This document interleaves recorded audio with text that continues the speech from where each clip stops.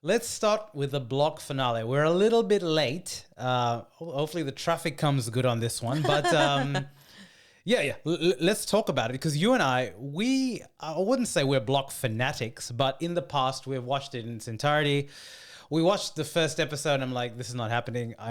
It's, you know what? It's for something as big as the block, and we had this with MasterChef. Yeah. You really got to love it because it's a commitment at time, right? It's a commitment for sure. And it's also, perhaps it's a state of mind. I don't know. Because when we got into it, obviously we were in the building phase. And so there's a lot of research, you could say, that takes place. And the block is just real estate porn, though. Inspo. You know? That inspo, right? And in the earlier seasons, which I've seen like bits and pieces of them, it actually felt, the quintessential true blue building the dream home within the right means. And then all of a sudden, like with everything, it's just gotten out of control, supercharged to the max. Everyone's a pro all of a sudden. Terrazzo everywhere. Terrazzo's good though. Terrazzo's good. Terrazzo's beautiful. Or veiny, bloody. What do we call the blue vein cheese type of blue cheese, like blue the cheese, granite or blue cheese Caesar stone? Yeah, Caesar. Thank you very much. Not sponsored. Not yet. Could be. You know what? Remember when we checked out those display homes and we checked out one and it had like a laundry chute. That was like good. That was the top echelon for me back in those let's days. get back to the block. It's just now all of a sudden this season they've got like a rotating driveway with a car that's being featured. Does not make any sense. Why would you ever want to feature your car in that manner? It actually is not fiscally responsible. Which is all to say, we didn't watch it in its entirety. You were tuning in the socials here and there, so you got a view. Let's harking back to your point about not like watching the first episode and you're like, nah, this is not it for me. Yep. I think Channel 9, I'm talking to you. Here we go. You tell him. You did a great thing last season in having a cultural diverse, and even the season prior, where it had, I can't remember their names, but it was a couple from Western Sydney represent, and they were lovely. So what about the hoo-ha about, it's hilarious. I actually don't remember their names anymore, but we had the Indian couple who was touted to be the bad egg of that season because of the reactions and everything and all that jazz, right? But all of a sudden, we've gone back to look, let's be real. So what, Steph and Gian are what? I'm assuming Italian or some Eastern European vibe. Yep. But largely, I'm sorry, I got to say it. It's a predominant white cast. All right, move on. We're here. We didn't like it. We didn't have enough. There's not diversity of characters. It just didn't feel like something we could, watch. I was getting into the crux of it. I just feel really passionate about this. But lo and behold, there was drama and whatnot, which then potentially has fueled the outcomes and, he said, she said, blah, blah, blah. But it was interesting. That did play into, I guess, the sizzling bit of the final auction order. All right, let's talk about the auction. We'll go house by house. Yep. Are we going house by house in order? Yeah, we're going house by house. I'll give the names of the people and you talk about it. So house 4, Steph and Gian. Obviously, we watched the final episode. This was the house, right? Everyone wanted this house. What is it, Japandi? What is Japandi, bro? Anyway. It's Japanese and Scandinavian. It's made up bullshit. I think it looked good. The really good thing about this is that it was a cohesive look throughout the house. Yeah. It's also, let's be real, you look at all the kind of the movies where it does have that minimalistic look. Very, cha-ching. Japan's in, all right? Okay, so cha-ching. The reserve was 3.350. Yep, 3.35 million. Let's just call it that. And it's sold for 5 million. Good on them. They made 1.65. I believe it's one of the bigger houses on the block this season as well. Is that the most of it is. Because it beat the boys, they right? They have beat the boys from last season. Yeah. Good on them. It's Omar not as and big. Oz. Yeah, Omar and Oz. It's not as big a house as Omar and Oz's house. But look, that's fine. But we've got to talk about the suspect. Listen, this is where you're talking about the block just what's the word, bro? What's the phrase? Viewer? It's a casual viewer, but just getting out of touch, right? Okay, because a lot of people that watch the block. I'm getting out of touch. We can talk about it. No, the block. The Wow. block. The block too. its viewers, right? It's meant to be a realistic view, obviously, with like showbiz elements on like real estate, home reno, etc., etc. Now right? it's bloody Lux listings. So again, we came in. So we have Adrian what's his name? Portelli. Okay, I mean, we know who this guy is, right? But From like last season. he comes in, okay, and obviously he was infamous for, he's interesting. Let's call it what it is. Suspect bidding processes here, and he continued it versing his old adversary. I have a feeling that these two guys are in bloody cahoots, with Channel 9. Like, what's the software guy? Danny Waller, right? Danny Wallace. Danny Wallace comes in and he puts in an initial bid Which is of the OG. the OG 3.999999. And you were saying it was meant to be 2 point. It was supposed to be 2.9, which I don't know how you I don't get it. kerfuffle No, that I'm sorry number. about it. Dyslexic. It's dyslexic. He tricked his own self, right? He got too mixed up in the numbers, too caught up. And then Adrian goes straight to 5 mil. Gotta want This it, I makes guess. no sense. This makes no sense. Look, like I don't want to. Yeah, I don't want to bash on this guy because, like, what does he do? How does Adrian Portelli? Okay, so he on Instagram he lists himself as Gold Coast Melbourne Capital, so like investments, property investor director. So he's got a couple of companies, LMCT, which is what he was wearing on his t-shirt and all this stuff. Yeah, he was pushing that. Flipside Energy and Let's G Up. He's a 34-year-old car enthusiast and online promotions guru. Okay, listen, that just says it all, and I knew it. Like, don't smash me in the comments for hitting this guy. He does good things, right? Yeah, I guess what I'm saying is. What do you mean he does the good things? Well, Sorry. like I've seen like the prizes and stuff. I've seen his Instagram as well. He helps people out, right? Yeah, like yeah, I don't know if he's a philanthropist, but like I'm just saying that he's not like a douche or any. Well, anyway, what I'm saying is in the context of this show, in the context of bidding of the houses and stuff like that, this is a scene that happens in Australia all the time. the auction process, and it is very stressful. And I guess just say you weren't part of like an auction dynamic and you didn't know it, you would think that this is not normal behavior. 3.9 was the initial bid. 3.9 4 mil, rounded up to 4 mil. Yeah. And he goes from that to 5 mil straight away.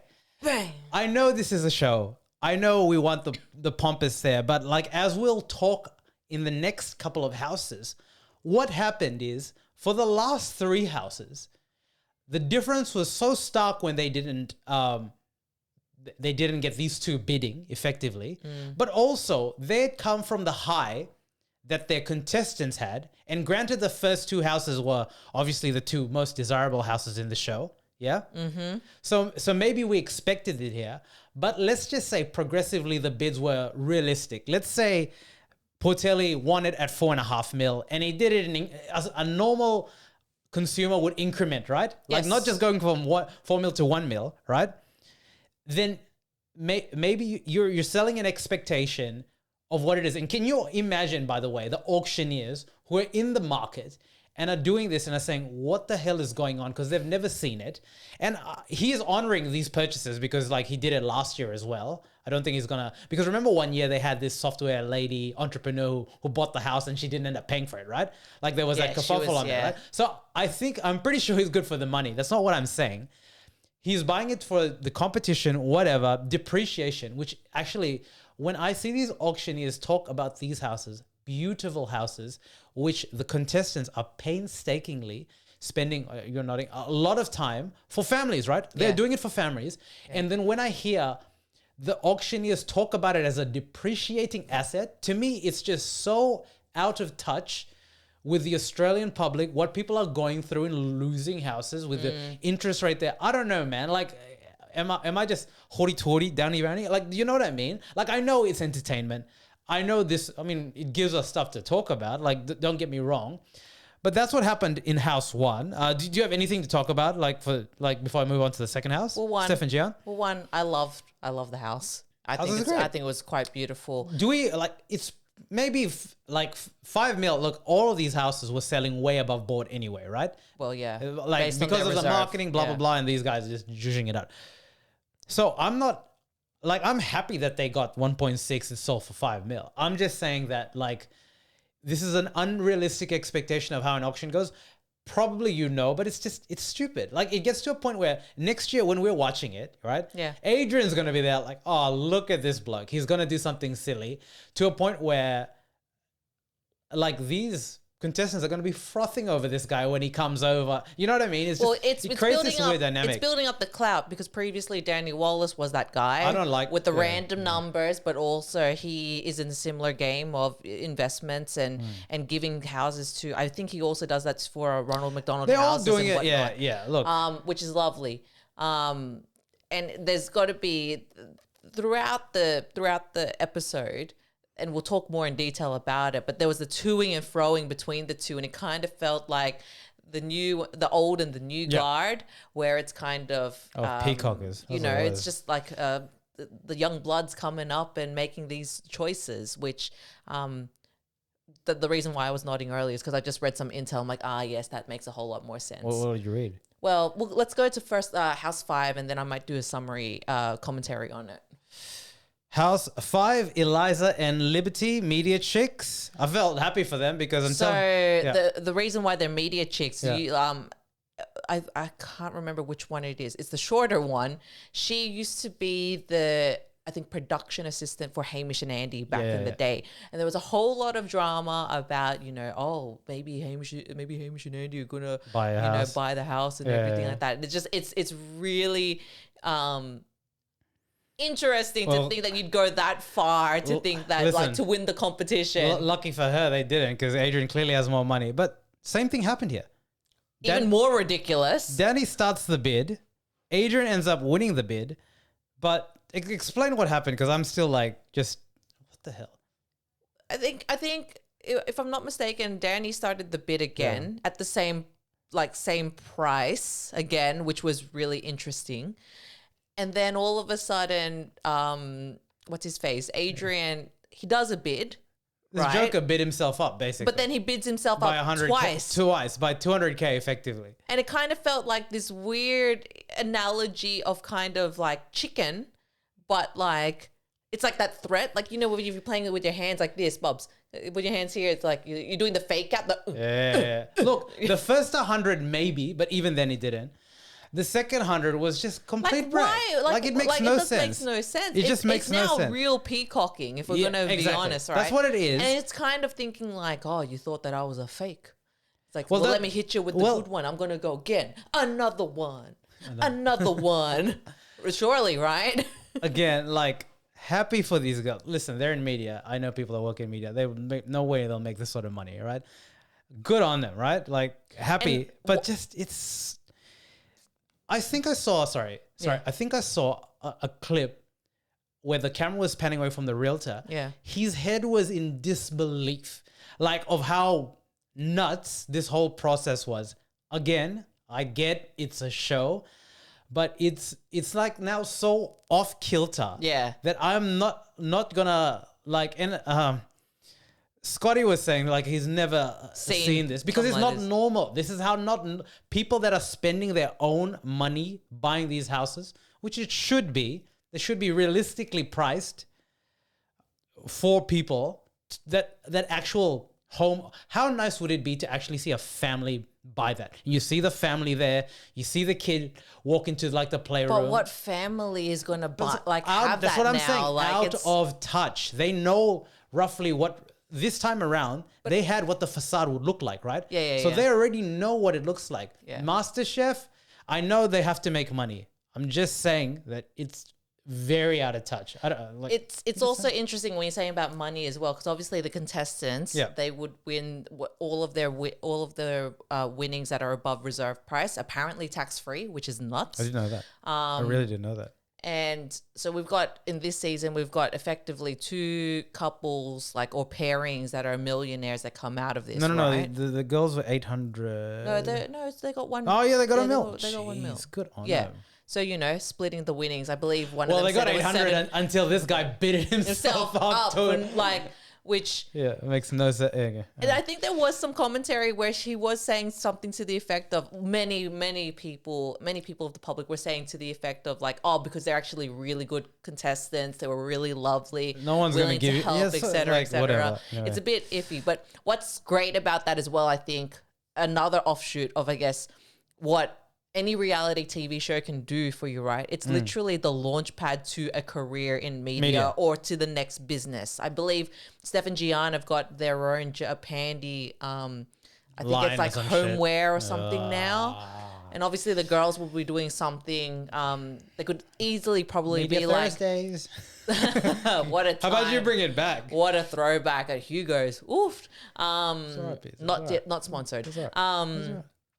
But obviously they'll probably go into media themselves because they're the bubbly girls and whatnot. So there's that piece as well. And I was just reading before, I guess, contributing to the hype for these two houses. One, I believe they're the two biggest houses. Two, they do have a striking kind of effect in comparison, and maybe it is that halo piece of, they were the lovely contestants in comparison to the others, except I will say the couple from WA were lovely too, and it would be nice because they're an actual family, right? They have actual kids and all of the other the attachments that you were speaking of, right? I was just researching very quickly. So on REA, confirming that there was a lot of conjecture and kind of speculation from investors of saying that 4 and 5 had the more appeal from an investor point of view. Yep. And so I was just trying to understand, why is it that these two powerhouses, like Husey was even there, but Husey couldn't play was in the there league. for his own Lovely media Husey. thing, man. But he couldn't even compete because of the numbers that these guys were playing at, because so not only not only the biggest houses, but they're also north facing. Mm-hmm. So remember, north facing to the sun in the morning. It's Not facing is it, but like that's what I mean. They're buying it to either auction it off, depreciation, write off. I don't know what they are, but they're not buying to live in it. They got back. Although Adrian, apparently, it has been said that he's potentially thinking about it. It's a pretty beautiful house. Backyard areas. It gave a lot of good feedback. They're always looking for property that is lighter and brighter. This is Frank Valentic, who's also another regular on the block. It was just, you were saying about his glasses choice. Frank, dress your age, mate. Come on. So yeah, it was. Just joking. All right. And also, so he also said, I spoke to Keith, the block foreman, and he was saying that this series definitely saw the best renovation finishes that he's seen on the block. It looked good. It looked good. All right, we're actually way exceeding time on this segment. Let's wrap this up quickly. This took longer than I thought. Okay, Christy and Brett. I think let's just talk about this one, right? So give them, like, they were the series villains. They're the villains because they were apparently set out to antagonize the other contestants, to throw them off their game. Yeah. Which is like, I mean, it's a choice, but also like it's a game, right? Yeah. And she, I believe Christy was talking to Leah when they had their little argument, and like, this is now fodder, but apparently took her off the camera and said, the editors are going to play you this way and they're going to make it look like this. Do you want to look like this, et cetera, et cetera? And it's just like the mind games I'm here. going to bring this back. Auction. Tell me the auction stuff. Well, I'm just giving context. Like the context. I get it. I'm giving the context. The reserve was 2.9. The reserve was 2.9. Now, this is the other thing. The reserve prices, there was this big hoo-ha about, you don't need to say what your reserve price was to the public for some reason. Now, I don't know. It may have happened in this was the most interesting one, right? It may have been removed in the edit, etc. Yeah. But the auctioneer, the realtor, the auctioneer, he had said, it's in the high twos. So the high twos could still be like, 2.9s, 2.8s. What's high twos? It could be even over 2.6, right? Yeah. And the strategy that they agreed upon was that, no, we will go for 3.2 as the starting price. As in they wanted... They wanted to beat the reserve. The thing is, when the main thing here is, like, as soon as Danny and Adrian were not bidding, the real market showed itself, right? Yeah. Which wasn't strong at all. And that's the main thing, right? So we had the past two couples coming with massive windfalls. Mm-hmm. So these guys are in, they're happy, they're excited, they're elated. Yes, we're gonna get it. Surely they came in with nervousness. Maybe the market's dried up, but I did not think that they thought that it would fall flat like this, right? And this came into the effect in figuring out the auction order as well, because no one wants to be first. No one wants to be last. Well, Stefan Jian did. Well, but like usually, historically. But based on the strength of the house, that they believed it, right, and backed themselves. So with these couples, 3, 4, and 5, the houses, it's kind of thinking like, well, if we've warmed up all of the, the potential buyers, and also you got to remember as well, like it's open to the general public, but you got to have a short list of X amount of buyers. Correct, and I believe every house had like one buyer, but that was of interest. And this house in particular had one, but she fainted in like one of the first two houses. So she wasn't even there to kind of put the bid in, which is rough. Or was that house 4? No, Leah's house. Anyway, one of them, right? So you're going in there with high hopes, right? And then all of a sudden it just tanks completely, where it's apparently the whole tactic and strategy of hyping up the market did not work. And there was all this regulation as well, apparently, that you have to say it's on market and ready to sell. And the other piece is that if you've gone over your reserve price already, you can't pass in the property, right? Yeah. So they're stuck not at a great place with, I think 67K was the profit out of it. Yeah. They were like crestfallen. The couple of things come from this. One is, again, because of Adrian, because of Danny, they did not place a single bid on this one, right? No, so not of interest. Like an actual, not family, but like someone non those two bought it. So when they didn't, I think it's interesting because I don't recall the auctioneers basically saying having to say even the numbers or mid twos or even starting with any number, but because it was already started, the match was lit. Well, who knows, right? It's all in the edit, right? Yeah. And but on top of that, I distinctly remember seeing the Consumer Affairs of Victoria there, and they were supposed to be there in all of the auctions because just making sure that it's all fair, right? So that's what the guy is saying, that he was pressured by to say that price. To say that the reserve price, the market, and everything, which went against the contestants' plan. Look, this guy got a lot of flack, right? Like he even had to respond on social media. The other thing that's just come to like consideration when I'm thinking about it, because this happened to Leah and Ash that sold it after the day of the auction. Have they? I thought they sold it. I think they got over like 120. Basically, very similar to Kyla and Leslie, like a little over 100K, right? So they got something, right?